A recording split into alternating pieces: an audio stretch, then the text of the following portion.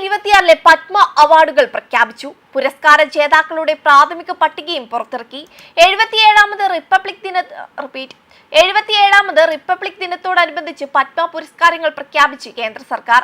അന്തരിച്ച മുൻ മുഖ്യമന്ത്രി VS അച്യുതാനന്ദന് മരണാനന്തര ബഹുമതിയായി പത്മവിഭൂഷൺ ലഭിക്കും. നടൻ മമ്മൂട്ടിക്കും വെള്ളാപ്പള്ളി നടേശനും പത്മഭൂഷണും പ്രഖ്യാപിച്ചിട്ടുണ്ട്.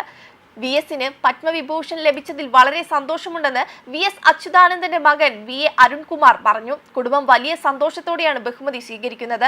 നേരത്തെ അറിയിപ്പുകളൊന്നും ഉണ്ടായിരുന്നില്ല. അച്ഛന് അംഗീകാരം കിട്ടണമെന്ന ആഗ്രഹം എന്നും ഉണ്ടാകും. അദ്ദേഹം സ്വാതന്ത്ര്യ സമരത്തിൽ പങ്കെടുത്ത് രാഷ്ട്രീയത്തിൽ വന്നയാളാണ്. രാജ്യത്തിനു വേണ്ടി ജീവിച്ച വ്യക്തിയാണ്. അങ്ങനെയൊക്കെ കാര്യങ്ങൾ സംഭവിക്കുമ്പോഴാണ് വ്യക്തിപരമായ സന്തോഷം ഉണ്ടാകുന്നതെന്നും അരുൺകുമാർ പറഞ്ഞു. കേരളത്തിന് അഭിമാനമായ ആലപ്പുഴ സ്വദേശിയായ പരിസ്ഥിതി പ്രവർത്തക കൊല്ലയിൽ ദേവകി അമ്മയ്ക്ക് പത്മശ്രീ നൽകി ആദരിക്കും. അൺസങ് ഹീറോസ് വിഭാഗത്തിലാണ് പുരസ്കാരം. തപസ്വനം എന്നറിയപ്പെടുന്ന മനുഷ്യനിർമ്മിത വനം സൃഷ്ടിച്ചതിലൂടെ പതിറ്റാണ്ടുകളായി പരിസ്ഥിതി സംരക്ഷണത്തിന് നൽകിയ സംഭാവനയ്ക്കാണ് അംഗീകാരം. 45 പേർക്കാണ് പത്മശ്രീ പുരസ്കാരം. കുറുമ്പ ഗോത്ര വിഭാഗത്തിലെ ചിത്രകാരനായ നീലഗിരി സ്വദേശി R കൃഷ്ണനും മരണാനന്തര ബഹുമതിയായി പത്മശ്രീ ലഭിക്കും. 77ാമത് റിപ്പബ്ലിക് ദിനാഘോഷത്തിന് കുറുമ്പ ഗോത്ര വിഭാഗത്തിലെ ചിത്രകാരനായ നീലഗിരി സ്വദേശി R കൃഷ്ണനും മരണാനന്തര ബഹുമതിയായി പത്മശ്രീ ലഭിച്ചു. 77ാമത് റിപ്പബ്ലിക് ദിനാഘോഷത്തിന് മുന്നോടിയായാണ് രാഷ്ട്രപതിയുടെ പത്മ പുരസ്കാരങ്ങൾ പ്രഖ്യാപിച്ചത്. പൂർണ്ണമായ ഔദ്യോഗിക പട്ടിക ഉടൻ പ്രഖ്യാപിക്കും. റിപ്പബ്ലിക് ദിനാഘോഷത്തിന് ഒരുങ്ങിയിരിക്കുകയാണ് രാജ്യം. റിപ്പബ്ലിക് ദിന പരേഡിനായുള്ള എല്ലാ സജ്ജീകരണങ്ങളും ദില്ലിയിലെ കർത്തവ്യ പത്തിൽ പൂർത്തിയായി. തിങ്കളാഴ്ച രാവിലെയാണ് പ്രൗഢഗംഭീരമായ ചടങ്ങുകൾ നടക്കുക.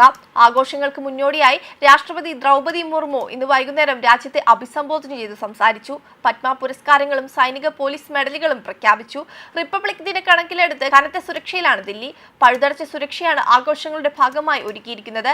രാജ്യം ഇതുവരെ നേടിയ സൈനിക കരുത്തിന്റെയും വികസന നേട്ടങ്ങളുടെയും വിളംബരമാണ് ഓരോ റിപ്പബ്ലിക് ദിന പരേഡും. കർത്തവ്യ പത്തിലൂടെ കടന്നുപോകുന്ന സൈനിക അർദ്ധസൈനിക വിഭാഗങ്ങളും കലാകാരന്മാരും നിശ്ചല ദൃശ്യങ്ങളും രാജ്യത്തിന്റെ നേട്ടങ്ങളുടെ കഥകളാണ് പങ്കുവയ്ക്കുന്നത്. 77 വർഷത്തെ കരുത്തിനെ അനാവരണം ചെയ്യുന്ന ഇത്തവണത്തെ പരേഡ് രാജ്യം ഭീകരതയെ തകർത്ത് എറിഞ്ഞ ഓപ്പറേഷൻ സിന്ദൂർ എന്ന മഹാവിജയത്തിന്റെ ദിനങ്ങൾ കൂടി ഓർമ്മിപ്പിക്കും. കര, നാവിക, വ്യോമസേനകളുടെ പ്രകടനങ്ങളാണ് ഓരോ പരേഡിലെയും പ്രധാന ആകർഷണം. ഒപ്പം ചിട്ടയോടെ ചുവടെടുത്തു വെക്കുന്ന അർദ്ധസൈനിക വിഭാഗങ്ങളും NCC കേഡറ്റുകളും ഉണ്ടാകും. ഈ വർഷത്തെ പരേഡിന്റെ പ്രധാന പ്രമേയം വന്ദേ മാതരത്തിന്റെ 150ാം വാർഷികവും ഓപ്പറേഷൻ സിന്ദൂറുമാണ്. കരസേനയിൽ പുതുതായി രൂപീകരിച്ച ഭൈരവ് ബറ്റാലിയനും ഇതാദ്യമായി കർത്തവ്യ പത്തിലേക്ക് എത്തും. ഒപ്പം കൗതുക കാഴ്ചയായി കരസേനയുടെ മൃഗസംരക്ഷണ വിഭാഗവും ഉണ്ടാകും. 3 സേനകളുടെ ബാൻഡ് സംഘവും പരേഡിൽ കൊഴുപ്പേകും. വെബ് ഡെസ്ക് കർമ്മ ന്യൂസ്.